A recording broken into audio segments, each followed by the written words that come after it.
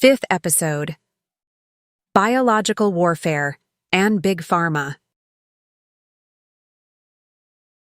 Little Vito's mother begs Don Ciccio to spare her son's life. Don Ciccio refuses, saying that Vito, who is only 10 years old, will seek revenge in a few years and orders him to be killed. Don had killed Vito's father and brother because they didn't pay tribute. The mother buys a few minutes for Vito to escape by holding a knife to the Don's throat, but the Don's men ultimately kill her. It's the late 19th century, and people worn out by the oppression of tyrannical lords are emigrating from Sicily to America, where job opportunities are limited. Vito, fleeing the Sicilian town of Corleone for America, will become known as Vito Corleone. Mario Puzo's immortal work, The Godfather, features Vito Corleone as its fictional hero. Vito Corleone will later become Don Corleone, solving critical issues by making people an offer they can't refuse. Don Corleone is a prototype of the Italian mafia leaders who ruled the streets of America in those years. This time, it's Antonino Fauci and his wife Calogera Guardino who board an immigrant ship from the coastal town of Sciacca, 50 kilometers south of Corleone. Anthony Fauci's grandfather and grandmother were also Sicilian immigrants. Anthony was born in Brooklyn, New York in 1940. His father works at Columbia University and has a pharmacy underneath their home. Little Anthony helps in his father's shop by preparing prescriptions written by doctors. So his acquaintance with medicine and the pharmaceutical industry, later known as Big Pharma, dates to his childhood. By the end of the 19th century, pharmaceutical manufacturers had grown alongside the drug trade, effectively transforming into an industry. The extraction of morphine from opium and morphine's pain-relieving properties led the pharmaceutical industry to add morphine to almost all chemicals and market them. Although medicine began with healers making drugs from natural herbs, by the late 19th and early 20th centuries, the pharmaceutical industry had already taken over the healers and medicine. The symbol that medicine and, of course, the pharmaceutical industry commonly use today, with two snakes coiled around a winged staff, is the symbol of the Greek god Hermes. Known as the caduceus, this double snake symbol represents the reconciliation of parties. Hermes is the god of liars, tricksters, and merchants. He is also the mediator of Zeus, who brings parties together and persuades them, in a way deceiving them. Homer, in the immortal work Iliad, describes Asclepius, the son of Apollo, as the hero of medicine, or the healers. Asclepius, a Greco-Roman god, symbolizes medicine with a single snake encircling a staff.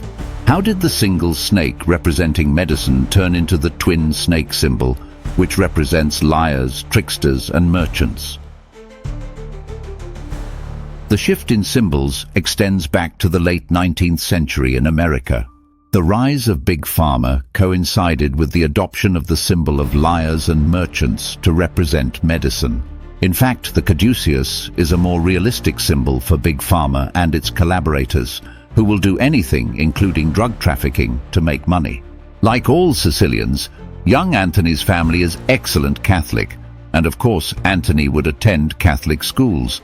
He received his secondary and high school education at Regis High School and College of the Holy Cross, both Jesuit institutions.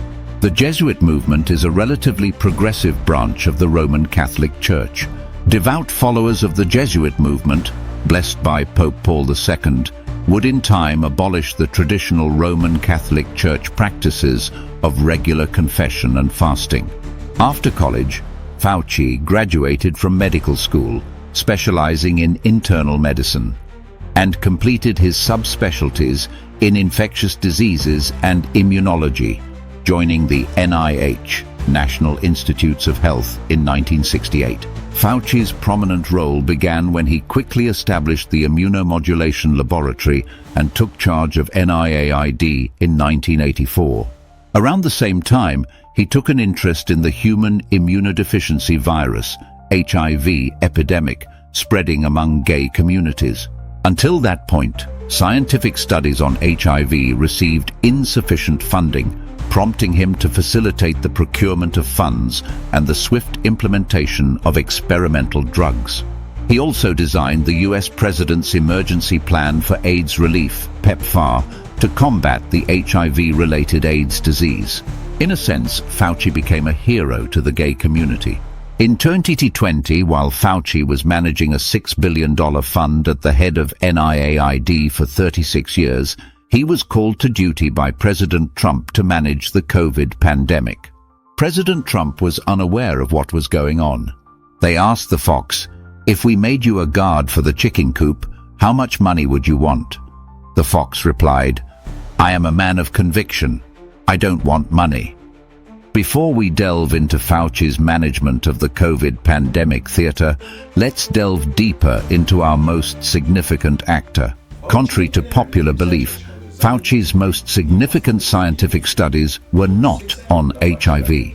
Since 1980, they studied on immunology, regulating autoimmunity, the responses of immune cells to drugs, and of course, on Wegener's granulomatosis, which is a vasculitis. These kinds of diseases occur when the body perceives its own tissues as foreign and damages them with immune cells. Although there is no definitive cure for these diseases, suppressing the immune system can reduce their intensity and start a calm period known as remission. Fauci made significant contributions to the treatment of these diseases, which ultimately led to his appointment as the head of NIAID. The exact mechanism by which the HIV virus adapted to humans remains unknown. There is no doubt about its origin being the simian immunodeficiency virus, SIV. It is a matter of debate how this virus, which could not adapt to humans for tens of thousands of years, has adapted in the last 40 years. Structurally, the HIV virus belongs to the lentivirus family. The most important feature of these viruses is that they copy a reverse DNA copy of their own RNA into the genome of the cell they infect. Therefore, as long as the transfected cell remains active, it will continue to produce this infecting virus. Despite the division of the HIV virus into HIV-1 and HIV-2, it is HIV-1 that primarily causes epidemics and spreads widely. The HIV-1 virus infects a type of human immune cell, causing it to become dysfunctional. Over time, this complete suppression of the patient's cellular immunity leads to failure. The patient eventually dies because of attacks by microorganisms that cannot infect normal people. The HIV-2 virus causes infections in monkeys, especially in macaque species. In 1986, evidence of the HIV-2 virus causing AIDS in West African individuals led to the hypothesis that HIV-1 could have evolved from HIV-2. It likely evolved first in chimpanzees and then in humans. Fauci started working on the HIV virus infection, which was first noticed in 1981, and published his first paper in 1983. As an immunologist and infectious disease expert, the disease of immune deficiency would certainly be an exciting field of study for Fauci. After becoming the president of NIAID, he channeled the funds at his disposal into this area, making significant contributions to the pathogenesis and treatment of AIDS. Fauci is now a national hero for the gay community. Reports emerged of a new coronavirus outbreak in Wuhan, prompting the White House to act. President Trump established the Pandemic Task Force on January 29th, following the detection of the first case in America on January 20th. Of course, Fauci, as a reliable infectious disease expert and president of NIAID, is the most influential member of the task force. The president does not know what kind of relationship Fauci had with pandemic coronaviruses during the years of the Democrats' rule. Travel bans are being announced expansively. Trump and Fauci were looking at events from different perspectives. In a press conference, President Trump declared that hydroxychloroquine, HCl, a treatment for rheumatic diseases used for decades, was effective. President Trump felt like the Democrats were up to something, voicing this in press conferences, but he didn't know what it was. The idea of a COVID-19 C-19 treatment complicated Fauci's commitment to his roadmap. Although Fauci couldn't speak immediately, shortly afterward, he contradicted the president by stating that using HCl was not appropriate. By July 13th, President Trump tweeted that the CDC and some doctors were lying. By the end of July, President Trump shared messages implying that Fauci was deceiving the public about HCl. Things didn't settle down in the White House until Trump left. Ultimately, Fauci stayed and Trump went. What powers were behind Fauci, who maintained his position despite the president? Robert Kadlec asserted that the real threat facing the US was not Russian or Chinese missiles, but biological agents. He argued that managing the panic that a bioterrorism attack would create would be very difficult. Therefore, preparedness for this threat was essential. While Kadlec, an Air Force doctor and specialist in tropical diseases, asserted that his interest in biological warfare topics emerged by coincidence, it's reasonable to surmise that he perceived a gap and weakness in this field within the American military and the vaccine, medicine, and protective equipment sectors, suggesting potential for development. Contrary to popular belief, most of the time luck doesn't just come to you, you create it. The First Gulf War makes Kadlec realize that the American military is vulnerable to biological attacks. In 1979, a lab leak in the city of Sverdlovsk, home to Soviet biological warfare laboratories, resulted in 66 people dying from pulmonary anthrax. Experts believe that the wind carried anthrax spores from the laboratory's ventilation system into the city. This incident raised the possibility of using anthrax spores as a biological warfare agent, leading to the vaccination of hundreds of thousands of American soldiers against anthrax before the First Gulf War. That Kadlec himself took part in this vaccination campaign was, of course, not just a coincidence. These years marked the emergence of the international vaccine mafia.